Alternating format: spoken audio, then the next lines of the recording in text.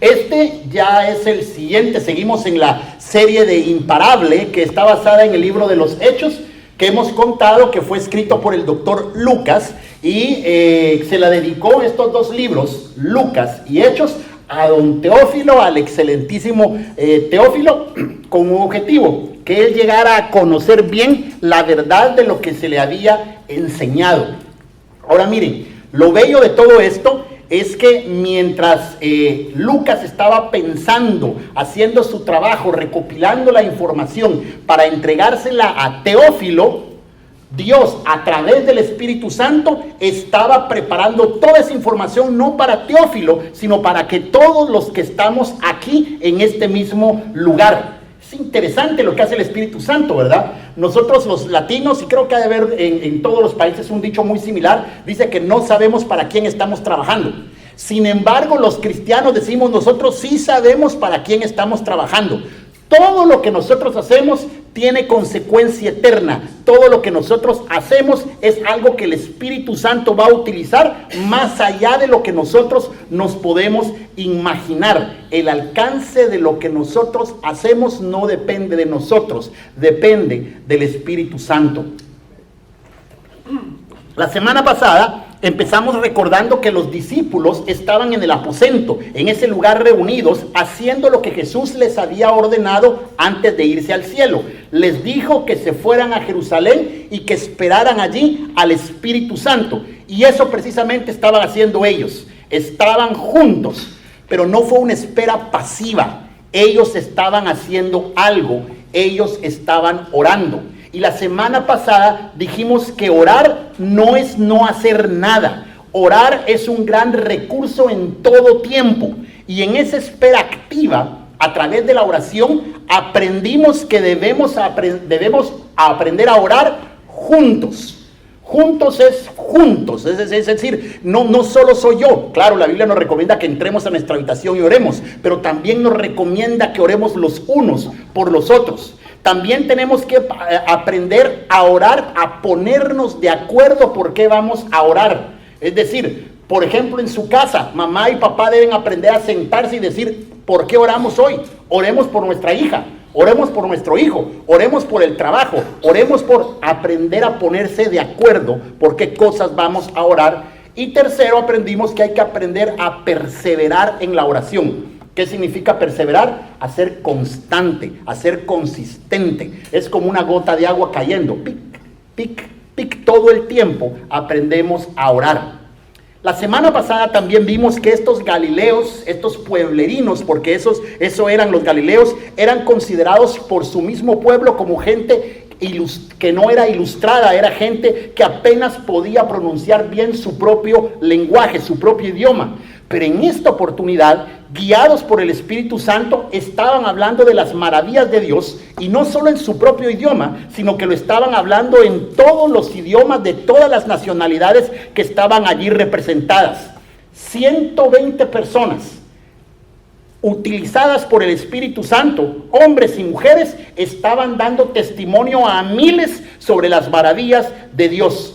La gente estaba maravillada y se preguntaba qué era lo que estaba pasando. Ante los ojos y los oídos de todos los que estaban reunidos allí, el milagro tan esperado y anunciado por Joel, por Jeremías y por los otros profetas se estaba llevando a cabo. El Espíritu de Dios se había derramado sobre esas 120 personas, y la palabra de Dios ahora era escrita no en tablas de piedra como tenemos la imagen de Moisés, sino que la palabra de Dios estaba siendo inscrita en esos 120 corazones que ahora proclamaban en toda lengua las maravillas de Dios. Son 120 corazones que ahora proclamaban la palabra de Dios en todas las lenguas. Y nos recordaban que si en Babel las lenguas dispersaron a la humanidad, en Pentecostés el Espíritu Santo unía nuevamente a los pueblos en adoración y alabanza a Dios. Que si en Babel el pueblo fracasó en su intento de tratar de alcanzar a Dios con sus propias manos, ahora en Pentecostés es Dios quien descendía a la tierra para habitar en el corazón de todos sus hijos. Ahora, así que para continuar en este viaje a través de Hechos, les voy a pedir que abran sus Biblias en Hechos capítulo 2 y vamos a leer del verso 14 en adelante, Voy a hacer una pequeña selección de versos, así que si quieren mejor lo siguen en la pantalla, porque me voy a ir saltando algunos versos por facilidad del sermón del día de hoy. Dice así la palabra de Dios.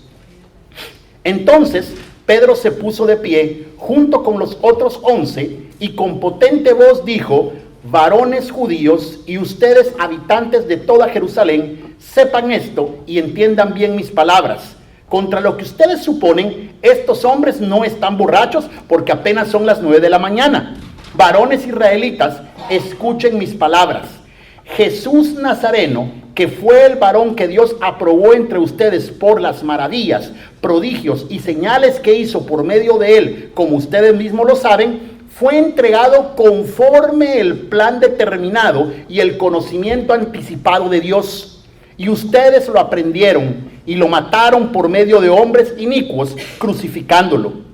Pero Dios lo levantó, liberándolos de los lazos de la muerte, porque era imposible que la muerte lo venciera. Varones hermanos, podemos afirmar sin temor a equivocarnos que nuestro patriarca David murió y fue sepultado, y que hoy sabemos dónde está su sepulcro entre nosotros. David era profeta y sabía que Dios le había jurado que de su linaje humano saldría el Cristo que se sentaría en su trono. Esto lo vio antes de que sucediera y habló de la resurrección de Cristo y de que su alma no se quedaría en el Hades ni su cuerpo se corrompería. Pues a este Jesús Dios lo resucitó y de eso todos nosotros somos testigos. Y cómo él fue exaltado por la diestra de Dios y recibió del Padre la promesa del Espíritu Santo, y él ha derramado esto que ahora están viendo y oyendo. Sépanlo bien todo el pueblo de Israel, que a este Jesús, a quien ustedes crucificaron, Dios lo ha hecho Señor y Cristo. Al oír esto, todos sintieron un profundo remordimiento en su corazón y les dijeron a Pedro y a los apóstoles: hermanos, ¿qué debemos hacer? Y Pedro les dijo: arrepiéntanse y bautícense todos ustedes en el nombre de Jesucristo para que sus pecados les sean perdonados. Entonces recibirán el don del Espíritu Santo, porque la promesa es para ustedes y para sus hijos y para todos los que están lejos y para todos aquellos a quien el Señor Dios llame. Y con muchas otras palabras les hablaba y los animaba y les decían: póngase a salvo de esta generación perversa. Y fue así como los que recibieron su palabra fueron bautizados, y ese día se añadieron como 3,000 personas a la iglesia. Oremos. Padre Santo, te damos muchas gracias porque la promesa de que el Espíritu Santo está hoy aquí es cierta. Mora en medio de nosotros, y hoy te pedimos que el Espíritu Santo, nuestro Maestro, sea quien hable a nuestros corazones, que entendamos tu palabra, que la grabemos en nuestra mente y en nuestro corazón, y que al salir de aquí la podamos poner por obra. Y Padre, también te ruego por mí, para que cuando abra la boca pueda hablar con denuedo y valentía el misterio del Evangelio de Cristo Jesús, quien es nuestro Señor y nuestro Salvador. Amén y amén. En medio de la pregunta que hace la gente al ver a estos 120 testificando en tantos idiomas, se levanta Pedro. Ahora, Pedro no está en la sinagoga, porque Pedro no era un rabino. Pedro era un pescador común y corriente, así que tampoco se sienta para hablar. Ustedes saben, los rabinos cuando iban a hablar se sentaban y toda la gente se ponía alrededor de ellos. Pedro se pone en pie en medio de todas las personas y empieza a hablar y se para enfrente de la multitud y empezó a decir las cosas con una fuerte voz, con autoridad. Pedro es un personaje interesante. Su nombre, Simón, y era un pescador que vivía en Capernaum. Sabemos que estaba casado porque Marcos nos cuenta que Jesucristo sanó a la suegra de Pedro. Y también sabemos que tenía un hermano que se llamaba Andrés, que también fue un discípulo de nuestro Señor Jesucristo. Fue Jesús, luego de llamarlo para que fuera su discípulo, quien le puso el apodo, quien le cambió el nombre de Simón a Cefas. Cefas significa piedra en arameo. Petrus en latín, de donde viene la palabra Pedro que nosotros conocemos. Por eso es que de Simón a Cefas nosotros le llamamos Pedro. Pedro tuvo una vida llena de contrastes.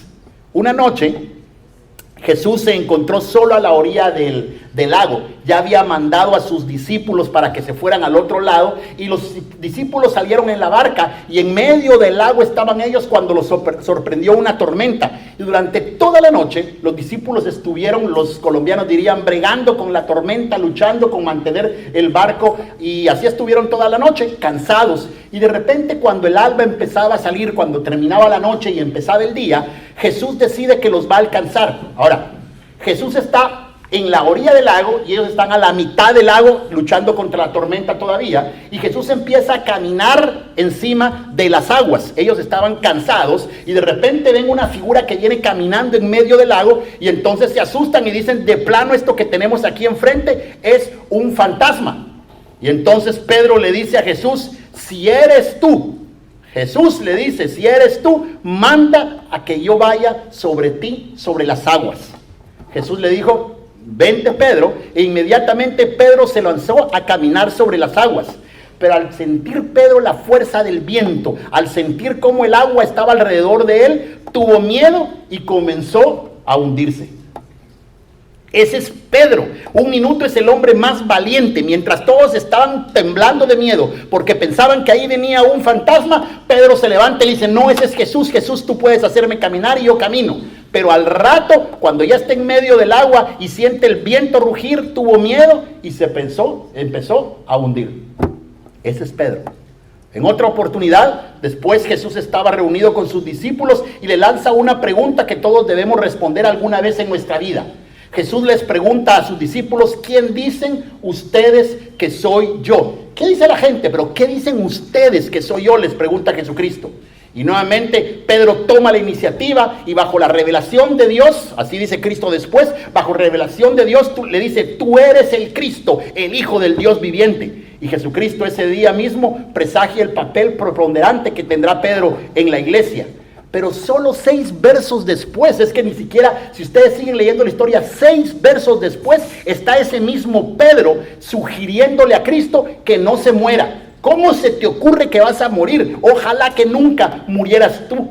Y entonces Jesucristo le responde, lo reprende, lo regaña y le llama, cállate Satanás, le dice a Pedro, porque te estás poniendo tus cosas en las cosas de esta tierra en vez de ver primero a las cosas de los cielos. Ese es Pedro. Pedro, junto con Juan y con Jacobo, eran del círculo cercano de nuestro Señor Jesucristo. Jesucristo tenía a sus discípulos, pero en medio de sus discípulos tenía a estos 3, Pedro, Jacobo y Juan, que siempre andaban cerca con él. Y en esa oportunidad, él tuvo el privilegio de estar con Jesús en un monte donde se transfiguró enfrente de ellos. Agarró como que si tuviera el cuerpo después de su resurrección, y además se apareció Elías y se apareció Moisés, y Pedro tuvo el privilegio en esa oportunidad de oír a Dios diciéndole, este es mi hijo amado, escúchenlo. Pedro, en otra oportunidad, en otro monte, ahora en el monte de los olivos, Jesús lo invita junto otra vez con Jacobo y con Juan para que oraran por él antes de su arresto. Solo que en esa oportunidad Pedro no vio nada. ¿Y por qué no vio nada? Porque Pedro se quedó dormido. En el mismo escenario. O sea, acababa de pasar esto de que Pedro se quedó dormido, y entonces Pedro saca una espada para defender a Jesús y le intenta cortar la oreja a uno de los soldados romanos. El otro día estaba Pedro entonces valentonado, y 5 minutos después estaba de rodillas temblando de miedo. Pedro acertó varias veces, se equivocó muchas veces, dijo cosas buenas, pero otro momento también dijo maldiciones y malas palabras, como cuando estaba en el patio de Anás antes de que cantara el gallo. Y luego de eso Pedro lloró amargamente. Unos días después de su resurrección, Jesucristo se le apareció a sus discípulos que estaban pescando. Jesús desde la orilla le dice, ¿tienen algo de comer? ¿Tienen algo que yo pueda comer? Y ellos no tenían nada porque no habían pescado. Entonces Jesús les dijo, tiren la red al otro lado de la barca. ¿Quién es este? Nosotros somos los pescadores y no pueden ver bien al que está del otro lado. Pero Jesús le dice, tiren la red del otro lado de la barca. Y cuando ellos lo tiran y cuando intentan sacar la red y está llena completamente de peces, Juan Juan fue el que lo entendió. Juan le dice a Pedro, Pedro, ese es el Señor. Pedro no dudó nada, se puso la ropa encima y se tiró al agua y se fue nadando hacia el otro lado de la orilla. Y ya que estaba en el otro lado de la orilla, al finalizar la comida, Jesucristo lo ve a los ojos y le pregunta por 3 veces, Pedro, ¿me amas? Pedro, ¿me amas? En la mente de Pedro ha de haber sonado primero la triple negación antes de que el gallo cantara. Pero Jesús pregunta una y otra vez, Pedro, ¿me amas?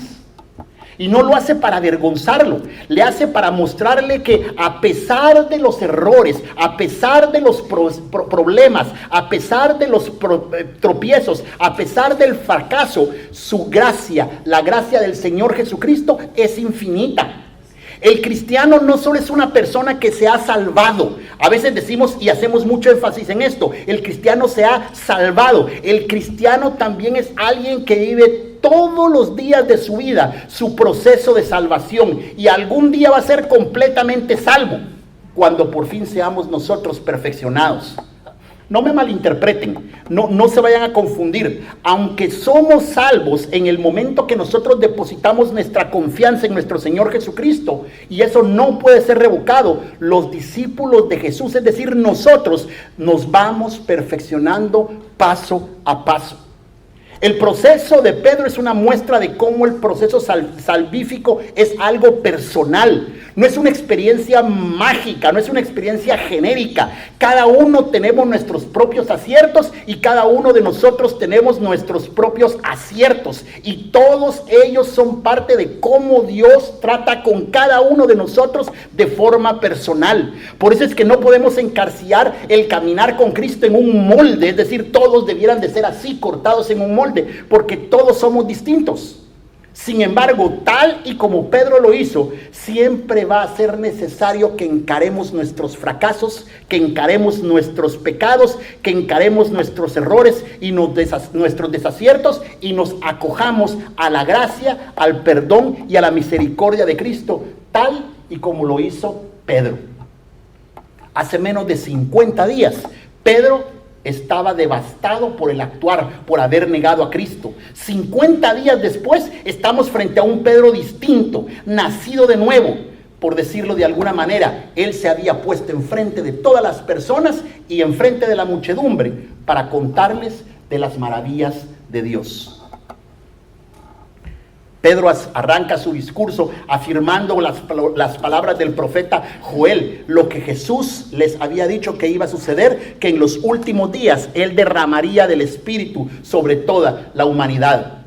Esta experiencia era el elemento común, era la puerta y al mismo tiempo la inauguración de la obra de todos los hijos de Dios, que todos los hijos de Dios tenemos. Si hemos recibido al Espíritu Santo, es para que nosotros podamos ser testigos eficaces.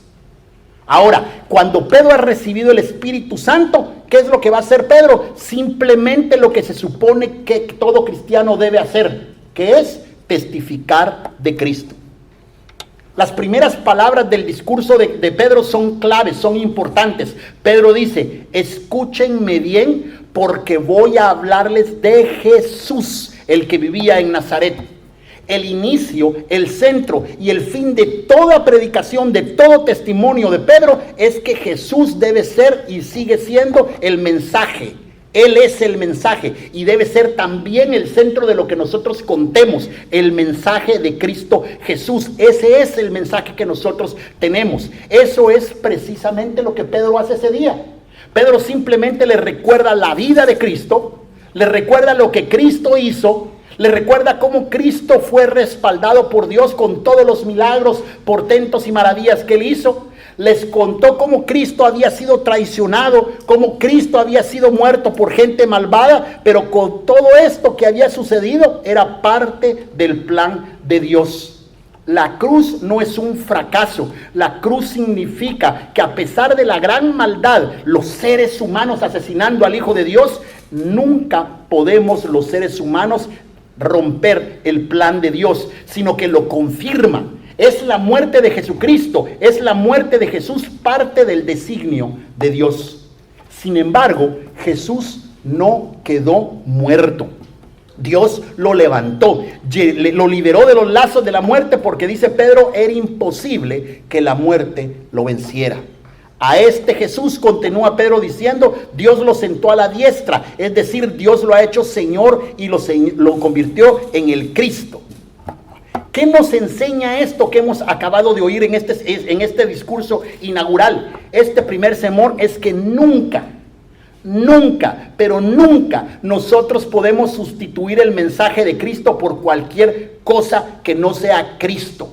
Nosotros no hablamos de que Dios nos va a dar dinero, de que Dios nos va a dar cualquier cosa. Eso no es el mensaje de Cristo. El mensaje de Cristo es Cristo y solamente Cristo, siempre. Eso es lo que nosotros debemos de contar.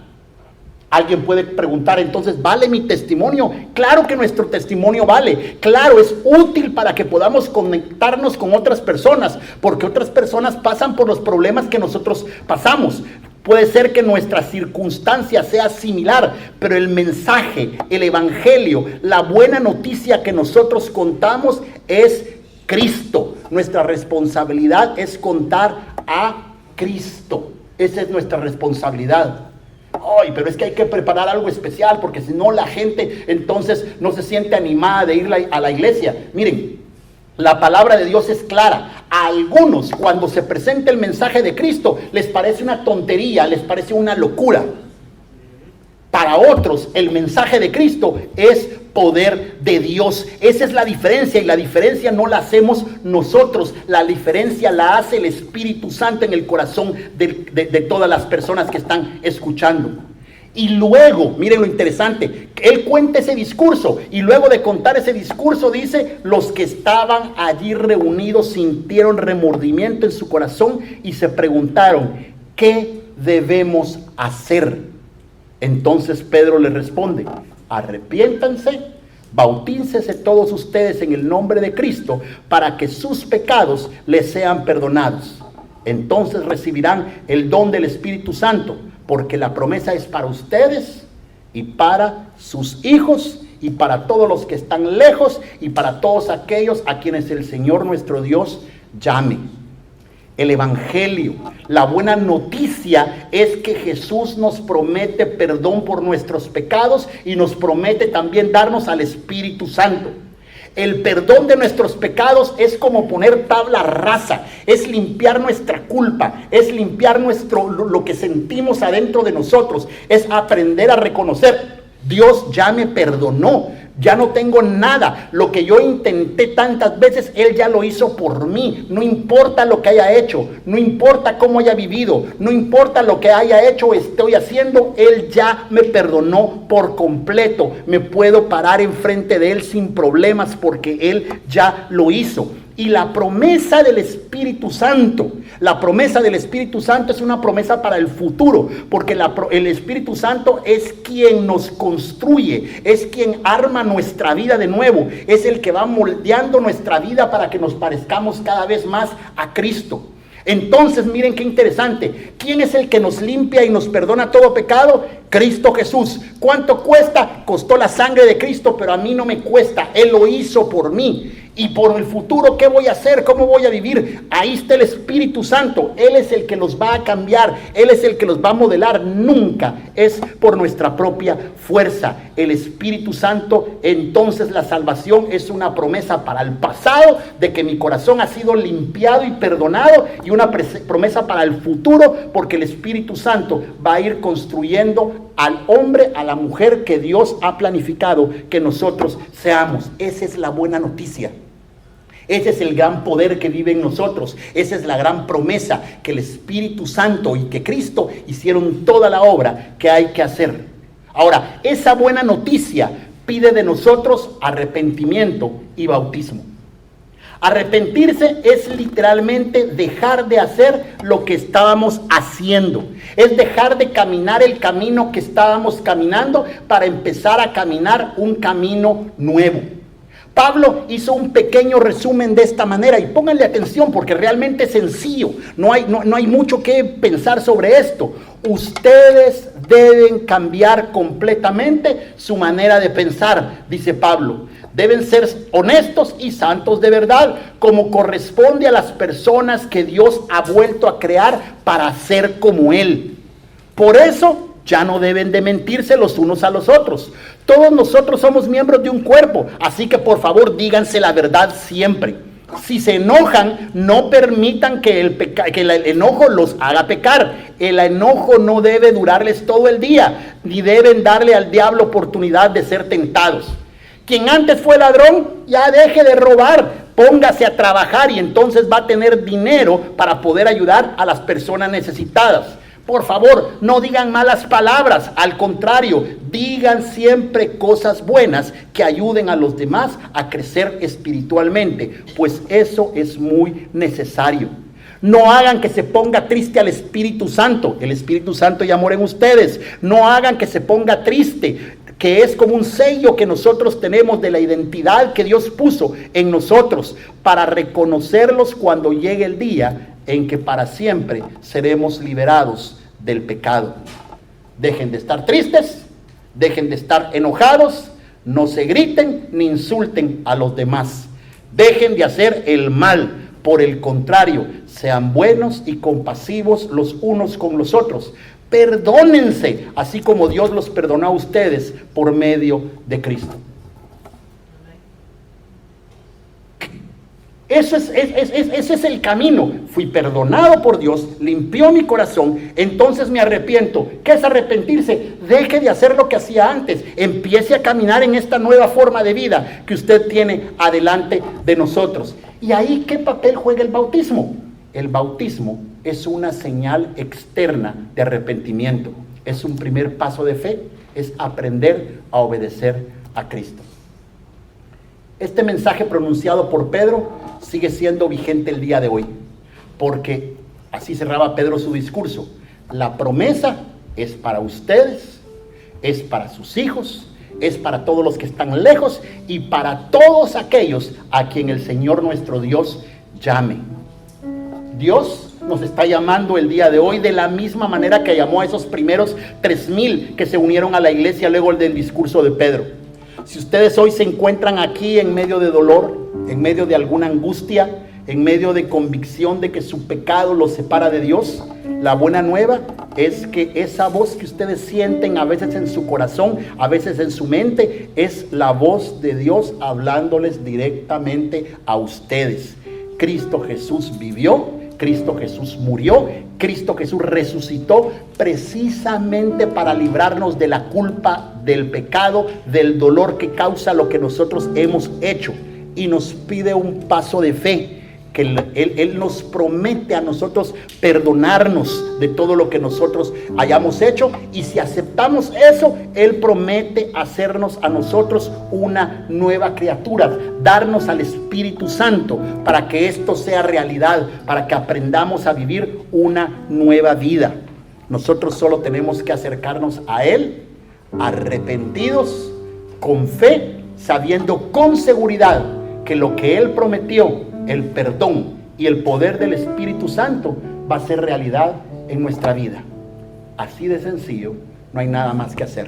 Y cuando el Espíritu Santo viene a nuestra vida, empieza el proceso, igual que Pedro, con caídas y con levantadas. Pedro, aún después de eso, todavía siguió cometiendo sus errores, pero siguió perfeccionándose. Eso es lo que dice la Biblia. Así que queremos ver cómo surge, cómo se mira una comunidad donde todas las personas están llenas del Espíritu Santo. Los invito al próximo domingo. Vamos a seguir hablando sobre esto, de cómo el Espíritu Santo, cuando habita en medio de nosotros, cambia nuestras vidas y qué se supone, qué se espera que nosotros debamos de hacer de ahora en adelante. Para mientras, inclinemos nuestro rostro y vamos a orar. Padre, gracias, muchas gracias te damos en esta mañana, porque igual que Pedro, nosotros estamos en este caminar y estamos seguros que igual que Pedro, vamos a levantarnos y nos vamos a caer. Vamos a de repente decir unas cosas maravillosas que ni nos habíamos imaginado y de repente nuestra boca va a decir cosas que ni siquiera quisiéramos haber dicho nunca. Vamos a levantarnos un día y vamos a adorarte a ti con todo nuestro corazón y otro día nos vamos a sentir alejados de ti. Pero en medio de ese caminar individual, en medio de ese proceso, Padre, tú prometes que el Espíritu Santo va a ir transformándonos hasta que alcancemos la perfección, la estatura, hasta que cuando la gente nos mire pueda ver en nosotros a Cristo mismo. Padre, gracias porque no depende de nosotros, sino del Espíritu Santo que habita en todos nosotros. En esta mañana, sea alguna persona que nunca le ha dicho al Señor Jesucristo: Señor, yo quiero que tú seas mi Señor, que me salves de todos, que me limpies de todos mis pecados. Sea alguna persona que aquí entiende que necesita al Espíritu Santo para vivir una vida distinta, solamente le pido que haga esta oración solo como una muestra, porque al fin el arrepentimiento es un caminar diario de que usted cree en Cristo Jesús. Padre Santo, gracias porque sé que me has perdonado en Cristo Jesús, porque limpias todos mis pecados. Padre Santo, gracias porque has prometido al Espíritu Santo. Yo sé que el Espíritu vive en mí y te pido que me ayudes a ser un buen cristiano, que me ayudes a vivir agradecido por lo que tú hiciste por mí. En Cristo Jesús. Amén y amén.